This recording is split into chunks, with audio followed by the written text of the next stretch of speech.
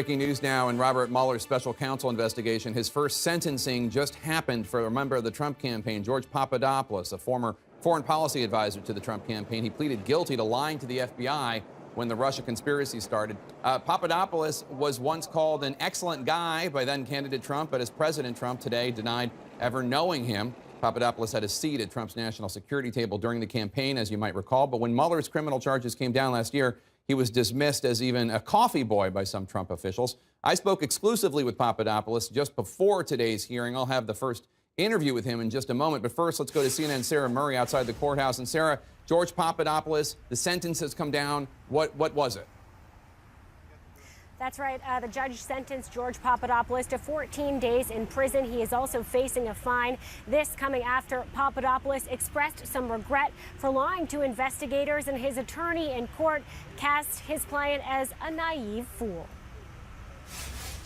George Papadopoulos, the former foreign policy advisor to the Trump campaign, is now the first member of the president's team to be sentenced as part of the Russia investigation. The historic distinction far from the national impact the 31-year-old had hoped to have.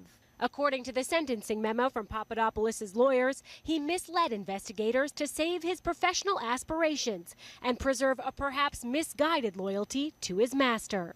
That master and the administration quick to dismiss the former foreign policy advisor's role. It was a volunteer position, and again, no activity was ever done in an official capacity. I have no idea why people would think that a volunteer coffee boy like George Papadopoulos would get to the top of this campaign. It was Papadopoulos who revealed to a diplomat that he had been told the Russians had thousands of emails about Hillary Clinton. That helped set off an FBI investigation that eventually became Robert Mueller's special counsel probe.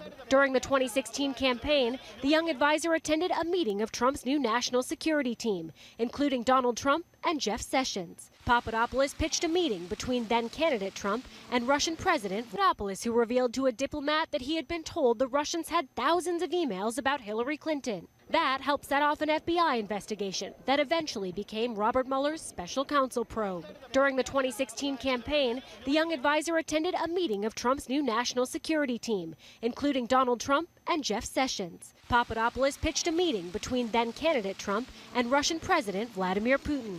When the FBI asked him about his Kremlin-linked contacts seeking to meddle in the presidential election, what Papadopoulos did was lie, and that's on him, not on the campaign, and we can't speak for that. In court documents, the defense pleaded his ignorance.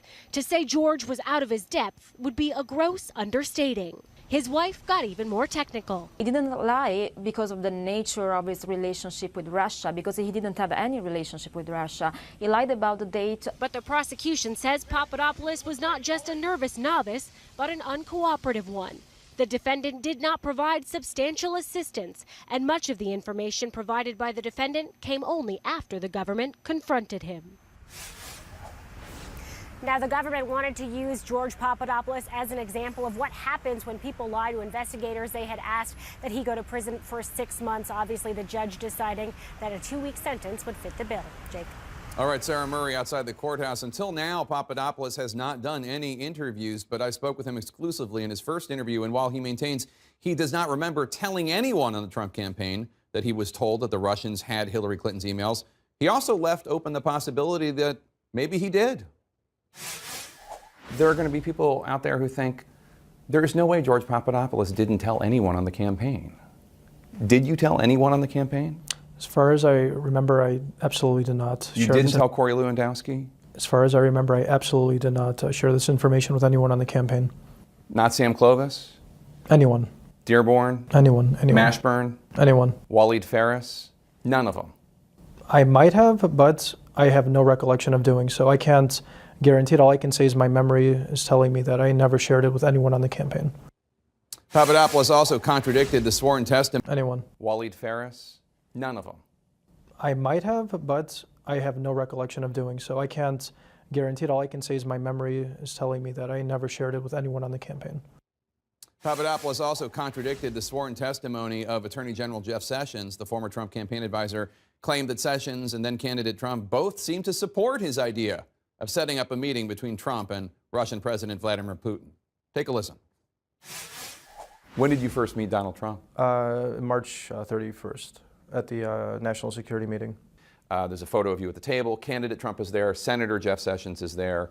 What was discussed at that meeting in terms of Russia, in terms of meeting with Putin? As far as I remember, it was I who brought up anything regarding Russia. I was under the impression that an individual I had met in Rome, the so-called professor, was able to provide high-level connections in Russia that would result in some sort of summit or meeting, mostly for a photo op. So I sat down and I looked at candidate Trump directly in his eyes and said, I can do this for you if it's in your interest and if it's in the campaign's interest. And the collective energy in the room, of course there were some dissenters, but the collective energy in thinking. Senator Jeff Sessions was there too. Yes. At the table. What was his response? My recollection was that the senator was actually enthusiastic about a meeting between the candidate and President Putin. So you say that then Senator, now Attorney General Sessions, was enthusiastic about the idea of candidate Trump meeting Putin, but he has said the exact opposite. He says, he testified before Congress saying that he, quote, pushed back when you raised the possibility of a meeting with Russia. That's not true, you're saying? I don't remember that. You don't remember him pushing back? No. You remember him saying this is a good idea? I remember him being enthusiastic about a potential meeting between the candidate and President Putin after I raised the question. Sessions released a statement today through his lawyer telling CNN, quote, Attorney General Sessions has publicly testified under oath about his recollection of this meeting, and he stands by his testimony. We're going to have much more from that interview throughout the rest of the day on CNN, and we're going to have a special report on George Papadopoulos at 11 p.m. Eastern this evening, a documentary about him. But let's talk about this with the panel. First of all, Papadopoulos can't guarantee that he didn't tell anybody from the... He has a different recollection of a very important meeting than the Attorney General when he testified before Congress. And we'll see, does Mueller now go down that road and do something about Jeff Sessions? Does he charge him with perjury? Has he already, and we don't know about it? Maybe. But I will say the fact that the judge was not convinced of the prosecution's argument that he should get a severe sentence, we talk about this case sometimes in wins and losses for Mueller. Mm-hmm. Don't we have to see this as a loss for Mueller? They wanted something on the side of 6 months. 6 months, up to 6 months They in only prison. gave him 14 days. Yeah, 2 weeks. The judge, in my understanding of the sentencing, was Papadopoulos said, look, I may have done something stupid, but they tried to make me into this, foreign policy expert. I really didn't know what I was doing. I made a mistake. I lied. Whereas the prosecution said, this thwarted our investigation. He should get 6 months. So the judge sided with Papadopoulos at the sentencing. The judge today. seemed to buy the argument that he was a naive fool. Yeah. And not no, I'm serious, and not an uncooperative mastermind, or at least a schemer. But my thing is, he didn't need to be a mastermind nor a fool to lie to the FBI.